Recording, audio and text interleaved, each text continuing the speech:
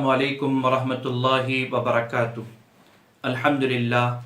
الحمدللہ رب العالمین والصلاة والسلام علی سید المرسلین وعلی آلہ واصحابہ اجمعین، اما بعد۔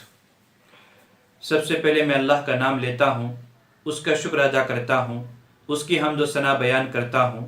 اس کے بعد سرکار دو عالم فخر بنی آدم احمد مجتبیٰ محمد مصطفیٰ صلی اللہ علیہ وسلم کے دربار عالی میں ہدیہ درود و سلام پیش کرتے ہوئے اپنی گفتگو کا آغاز کرتا ہوں۔ محترم سامعین، رمضان المبارک کی اہمیت کی بہت ساری وجوہات ہیں۔ ان وجوہات میں ایک اہم وجہ یہ ہے کہ رمضان وہ مہینہ ہے جس میں قرآن نازل کیا گیا۔ ارشاد ربانی ہے، فاعوذ باللہ من الشیطان الرجیم، شہر رمضان الذی انزل فیہ القرآن ھدی للناس وبینات من الہدی والفرقان۔ رمضان وہ مہینہ ہے جس میں قرآن نازل کیا گیا، اور قرآن پوری انسانیت کے لیے ہدایت ہے۔ ھدی للناس وبینات من الہدی، اور ہدایت کے دلائل ہیں، والفرقان، اور قرآن حق اور باطل کے درمیان، سچ اور جھوٹ کے درمیان، صحیح اور غلط کے درمیان، حلال اور حرام کے درمیان فرق کرنے والی، تمیز کرنے والی کتاب ہے۔ تو رمضان کی اہمیت کی ایک اہم وجہ یہ ہے کہ رمضان کا مہینہ جس میں قرآن نازل کیا گیا۔ قرآن مجید ایک ایسی کتاب ہے کہ جس سے قرآن کا تعلق ہو جاتا ہے، وہ چیز خود بخود اہم بن جاتی ہے۔ جیسا کہ آپ نے پڑھا ہوگا یا آپ نے سنا ہوگا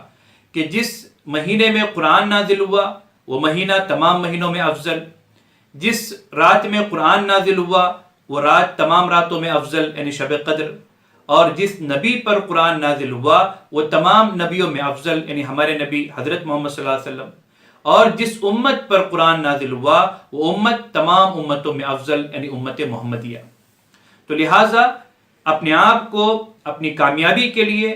دنیا اور آخرت کو سنوارنے کے لیے، دنیا اور آخرت کی نجات کے لیے، سرخروئی کے لیے قرآن سے جوڑنے کی کوشش کرنا چاہیے۔ اپنی زندگی کو قرآن مجید کی تعلیمات کے مطابق ڈھالنے کی کوشش کرنا چاہیے۔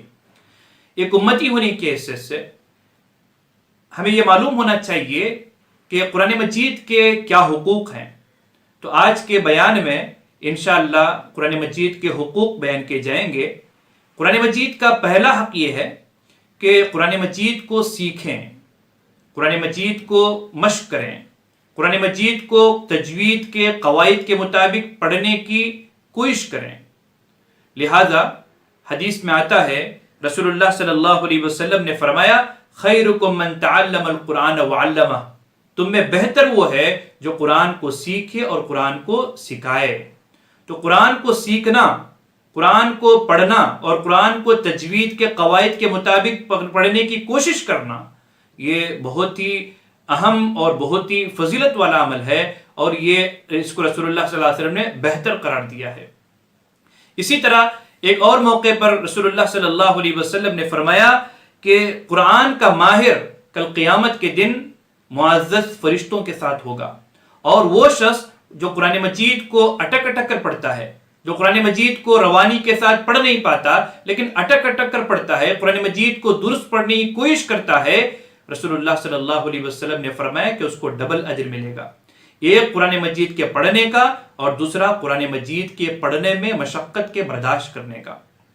سامعین نظام، ہم میں سے بہت سارے وہ لوگ ہیں جن کو بچپن میں قرآن مجید کے سیکھنے کا موقع ملا،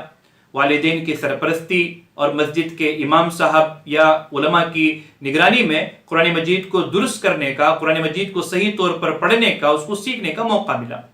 اور بعض وہ ہیں کہ بچپن میں جن کو قرآن مجید کے پڑھنے کا، سیکھنے کا موقع نہیں ملا، تو قرآن مجید کے سیکھنے کی اب بھی کوئی عمر مقرر نہیں ہے۔ اب بھی جو آدمی بچپن میں قرآن کو درست پڑھنے کی کوشش نہیں کیا ہو، نہ سیکھا ہو، تو اس کو چاہیے کہ قرآن مجید کے سیکھنے میں اپنی عمر کا لحاظ رکھتے ہوئے شرم محسوس نہ کریں۔ اپنے محلے کے امام صاحب سے یا کسی عالم دین سے یا کسی بھی اپنے خاندان کے کسی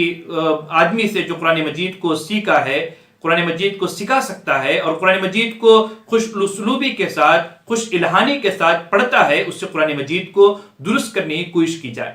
کیونکہ اگر ہم قرآن مجید کو پڑھتے ہوئے غلطی کرتے ہیں تو اس کے معنی بدل جاتے ہیں، اور جب معنی بدل جاتے ہیں تو اللہ کی رضا کے برخلاف اللہ کی ناراضگی کا ہم سبب بن جاتے ہیں۔ مثال کے طور پر قرآن مجید میں ایک لفظ ہے قلبن، جس کے معنی دل کے آتے ہیں، اگر اس کو قلبن پڑھیں گے تو اس کے معنی کتے کے ہوتے ہیں، تو معنی بدل جائیں گے۔ اسی طرح ہم سورہ فاتحہ پڑھتے ہیں، اس میں پڑھتے ہیں کہ انعامتا، جس پر تو نے انعام کیا، اگر کوئی آدمی غلطی سے انعام تو پڑھے تو اللہ راضی ہونے کے بجائے اللہ ناراض ہو جائیں گے، یعنی گویا کہ سورہ فاتحہ پڑھنے والا اللہ سے یہ کہتا ہے کہ اے اللہ مجھے ان لوگوں کا راستہ بتا، ان لوگوں کے راستے کی رہنمائی فرما جس پر میں نے انعام کیا ہے، حالانکہ ہمیں کہنا چاہیے تھا انعام تھا جس پر آپ نے انعام کیا ہے، ان لوگوں کے راستے کی ہمیں رہنمائی فرما۔ تو تھوڑی سی زبر کی جگہ پر پیش پڑھنے سے یا پیش کی جگہ پر زیر پڑھنے سے یا قاف کو چھوٹے اور بڑے قاف میں تمیز نہ کرنے سے قرآن کے معنی بدل جاتے ہیں۔ اسی لیے قرآن مجید کو سیکھنا ایک امتی کے لیے بہت ضروری ہے، اور میں یہ کہنا چاہوں گا کہ آج ہم جس عمر میں بھی ہوں اور قرآن مجید اس سے پہلے سیکھنے کا موقع نہ ملا ہو تو قرآن مجید کے سیکھنے میں شرم محسوس نہ کریں۔ قرآن مجید کا دوسرا حق یہ ہے کہ قرآن مجید کے سیکھنے کے بعد قرآن مجید کے پڑھنے کا اہتمام کریں۔ رسول اللہ صلی اللہ علیہ وسلم فرماتے ہیں کہ قرآن مجید کے ہر حرف پر 10 نیکیاں ملیں گی،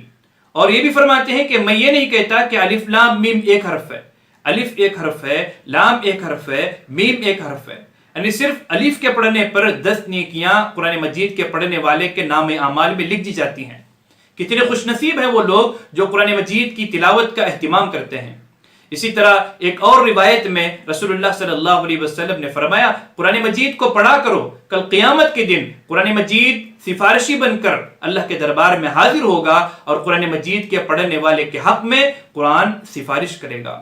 اسی طرح رسول اللہ صلی اللہ علیہ وسلم نے قرآن مجید کو بہترین آواز میں خوش الہانی کے ساتھ پڑھنے کی ترغیب دیتے ہوئے فرمایا کہ من لم یتغنى بالقرآن فلیس منا، جو قرآن کو خوش آوازی کے ساتھ، خوش اسلوبی کے ساتھ، بہترین آواز کے ساتھ، بہترین لہجے کے ساتھ نہ پڑھے وہ ہم میں سے نہیں ہے، یعنی وہ ہمارے طریقے پر بھی نہیں ہے۔ یعنی قرآن مجید کو سیکھنے کے ساتھ قرآن مجید کو بہترین انداز میں، بہترین لہجے میں، بہترین آواز میں پڑھنے کی کوشش اور مشق اور اس کی محنت کرنی چاہیے۔ یہ قرآن مجید کا دوسرا حق ہے۔ قرآن مجید کا تیسرا حق یہ ہے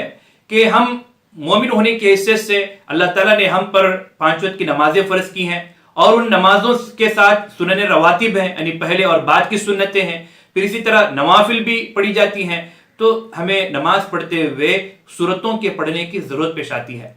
تو قرآن مجید کو سیکھنے اور پڑھنے کے ساتھ کچھ سورتیں ہمیں ضرور یاد ہونا چاہیے تاکہ ہم آسانی کے ساتھ نماز پڑھ سکیں، اور نماز میں سورتوں کا پڑھنا ہمارے لیے آسان ہو جائے۔ تو ایک مومن کو کچھ نہ کچھ سورتیں ضرور حفظ ہونا چاہیے جو اس کو نماز میں پڑھنے میں کام آئے۔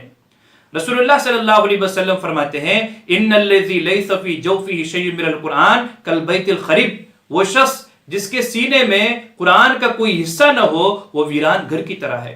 ایک محل یا گھر جب کئی مدت سے، ایک لمبی مدت سے جب بند ہوتا ہے، اور جب ایک لمبے زمانے کے بعد جب اس گھر کو کھولا جاتا ہے، جب اس گھر میں ہم داخل ہوتے ہیں تو ایک قسم کا خوف، ایک قسم کی بے چینی محسوس ہوتی ہے۔ وہاں پر پرندے گھونسلہ بنائے ہوئے ہوتے ہیں، مکڑیاں جالا بنی ہوئی ہوتی ہیں، ہر طرف دھول مٹی ہوتی ہے، ایک قسم کی بے چینی وہاں پر محسوس ہوتی ہے۔ اسی طرح رسول اللہ صلی اللہ علیہ وسلم نے فرمایا کہ مومن کا وہ سینہ، مومن کا وہ دل جس میں قرآن کی کچھ صورتیں یاد نہ ہو، اس مومن کے اس سینے کی، اس دل کی مثال ویران گھر کی طرح ہے۔ قرآن مجید کا چوتھا حق یہ ہے کہ قرآن مجید کو سمجھیں، قرآن مجید کو سمجھ کر پڑھنے کی کوشش کریں۔ قرآن یہ ہمارے لیے کتاب ہدایت ہے۔ اللہ تعالیٰ نے قرآن مجید کو ہمیں صرف پڑھنے کے لیے نازل نہیں فرمایا ہے، قرآن ہمارے لیے گائیڈ بک ہے، ہمیں کیسی زندگی گزارنا چاہیے، کیا کرنا چاہیے، کیا نہیں کرنا چاہیے، اللہ تبارک و تعالیٰ تمام چیزیں قرآن مجید میں بیان فرمائے ہیں۔ ایک امتی ہونے کی حیثیت سے، ایک مومن ہونے کی حیثیت سے ہماری ذمہ داری بنتی ہے کہ ہم قرآن مجید کو سمجھ کر پڑھنے کی کوشش کریں کہ ہم سے قرآن کیا چاہتا ہے، ہمارے لیے قرآن مجید کے کیا ہدایات ہیں۔ ہم دیکھتے ہیں کہ بازار میں بہت ساری مشینیں ہوتی ہیں، ان مشینوں کے ساتھ ایک کیٹلاگ ہوتا ہے،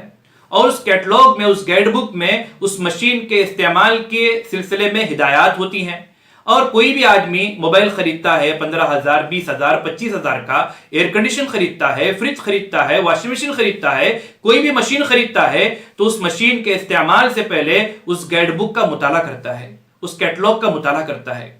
اور اس کیٹلاگ کو پڑھ کر سمجھ کر اس کے بعد اس موبائل کو استعمال کرتا ہے کہ اس موبائل میں کیا اپلیکیشنز ہیں، کیا سہولیات ہیں، کس طرح اس کا استعمال ہونا چاہیے، کیا کرنے سے یہ موبائل ضائع ہوگا. تو ہم بڑی فکر کرتے ہیں. اگر اس میں انگریزی میں لکھا ہوا ہے، چائنیز میں لکھا ہوا ہے، ہم اس کو سمجھ نہیں پاتے تو ایسے آدمی سے ہم رجوع کرتے ہیں جو انگریزی جانتا ہے، اور اس سے رجوع کر کے ہم اس کو سمجھنے کی کوشش کرتے ہیں. جب ایک 15,000 20,000 25,000 کے موبائل کے لیے، ایک 30,000 کے ایئر کنڈیشن کے لیے، 25,000 کے فریج کے لیے ہم جب اتنے فکر مند ہیں کہ کہیں ہمارے غلط استعمال سے وہ چیز ضائع نہ ہو جائے، خراب نہ ہو جائے، تو اس کے لیے ہم کیٹلاگ کا مطالعہ کرتے ہیں، اور کیٹلاگ میں جو ہدایات دی گئی ہیں ان کے مطابق اس چیز کا استعمال کرتے ہیں. تو ہم اپنی زندگی کے بارے میں کتنا فکر مند ہونا چاہیے. انسان ایک مشین ہے، اور اس مشین کے ساتھ اللہ تبارک و تعالیٰ نے ایک گائیڈ بک، ایک کیٹلاگ کے طور پر قرآن مجید کو اللہ نے نازل کیا ہے کہ انسان کو کیا کرنا چاہیے، کیا نہیں کرنا چاہیے، انسان کی کامیابی کس میں ہے اور ناکامی کس میں ہے، انسان کو کس طرح راستے پر چلنا چاہیے، انسان کے لیے کیا مناسب ہے، کیا غیر مناسب ہے. یہ تمام چیزیں اللہ تعالیٰ نے قرآن مجید میں بیان کی ہیں، اور قرآن مجید میں اللہ تبارک و تعالیٰ براہ راست ہم سے مخاطب ہو رہے ہیں. تو آج اللہ کا فضل ہے، اللہ کی توفیق سے ہر زبان میں قرآن مجید کے ترجمے اور تشریح ہو چکی ہے. مارکیٹ میں ایسی بہت ساری تفاسیر اور ایسے بہت سارے تراجم آپ کو ملیں گے. جس زبان میں بھی آپ قرآن مجید کو سمجھنا چاہتے ہیں اس زبان میں آپ کو کتابیں اور تراجم اور تفاسیر موجود ہیں، اس سے استفادہ کریں. آپ اندازہ لگائیے، میں مثال کے ذریعے سے آپ کو سمجھانا چاہوں گا. ایک آدمی بیمار ہوتا ہے تو ڈاکٹر کے پاس جاتا ہے، اور ڈاکٹر جب وہ اس کو چیک کرتا ہے، چیک کرنے کے بعد ایک چٹھی میں دوائی لکھ کے دیتا ہے. اب جو آدمی عقل مند ہوتا ہے وہ ڈاکٹر کی چٹھی لے کر میڈیکل جائے گا، اور میڈیکل شاپ سے دوائی خریدے گا، اور ڈاکٹر کے بتائے ہوئے جو طریقہ ہے، جو ڈوز ہے، اس کے مطابق وہ صبح شام اور دوپہر میں اس دوائی کا استعمال کرے گا. امید ہے اللہ کی توفیق سے اللہ تعالیٰ اس کو شفا دے دیں گے. لیکن اگر کوئی آدمی ڈاکٹر کی چٹھی لے کر گھر میں آ کے بجائے میڈیکل جا کر دوا لینے کے اس کو پڑھتا بیٹھے اور یہ سوچے کہ میں اس سے اچھا ہو جاؤں گا، یا ڈاکٹر کی چٹھی کو پانی میں ڈبو کر پانی پیے اور یہ سوچے کہ میں اچھا ہو جاؤں گا، یا ڈاکٹر کی چٹھی کو فریم بنا کر اپنے گھر کی دیوار پر چپکا دے، لگا دے اور یہ سمجھے کہ میں اچھا ہو جاؤں گا، تو ہم اس کو بیوقوف سمجھتے ہیں. اسی طرح قرآن مجید کے ساتھ ہمارا سلوک ویسا ہی ہے کہ ہم قرآن مجید کی منتخب صورتوں کو، آیت الکرسی کو، قل اللہ احد کو ہم فریم بنا کر، بہترین فریم بنا کر گھروں میں اور اپنے دکانوں میں اور اپنے آفیسز میں لگا کے رکھتے ہیں. اسی طرح ہم قرآن مجید کو پڑھتے ہیں، قرآن مجید کو ہم پانی میں بھگو کر اس کو پیتے ہیں، اور قرآن مجید کو رٹتے ہیں، حفظ کرتے ہیں، زبانی یاد کرتے ہیں. لیکن قرآن مجید ہم سے کیا کہتا ہے اس کو سمجھنے کی کوشش نہیں کرتے. سامعین نظام، میں یہ نہیں کہتا کہ قرآن مجید کا پڑھنا، قرآن مجید کو یاد کرنا، یا قرآن مجید کی آیتوں کو فریم بنا کر اپنے گھر میں لگانا، یا قرآن مجید کو کا احترام کرنا یہ فائدے سے خالی ہے. میں یہ نہیں کہتا. جیسے کہ اس سے پہلے میں نے خود بتایا ہے کہ قرآن مجید کی ہر حرف کے پڑھنے پر 10 نیکیاں ملتی ہیں. لیکن قرآن مجید کے نزول کا مقصد صرف یہ نہیں ہے کہ ہم قرآن مجید کو پڑھ کے زیادہ سے زیادہ نام اعمال میں نیکیاں جمع کریں، بلکہ قرآن مجید کے نزول کا اہم مقصد یہ ہے کہ ہم قرآن مجید کے مطابق زندگی گزاریں. اور قرآن مجید کا 5واں حق یہ ہے کہ قرآن مجید کو سمجھنے کے بعد قرآن مجید کے مطابق ہم عمل کریں.